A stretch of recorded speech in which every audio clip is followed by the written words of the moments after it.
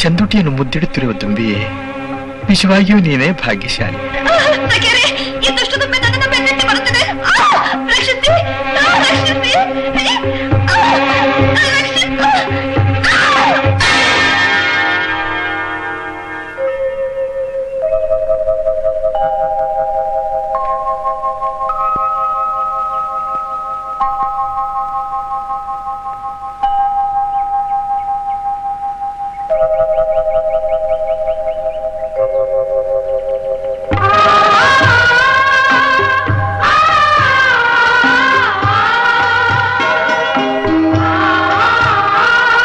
ಶಕುಂತಲೆ, ಶಕುಂತಲೆ, ಶಕುಂತಲೆ, ಏನಾಯ್ತು?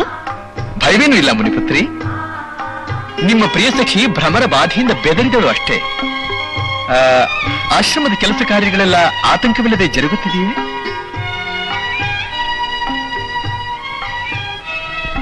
ತಪಸ್ಸು ನಿರ್ವಿಘ್ನವಾಗಿ ನಡೆಯುತ್ತಿದೆ ತಾನೇ? ಶಕುಂತಲೆ, ಶಕುಂತಲೆ, ಆಶ್ರಮದ ತರುಣತೆಗಳಂತೆ ನೀನು ಮೌನವಾಗಿ ನಿಂತರೆ ಹೇಗೆ?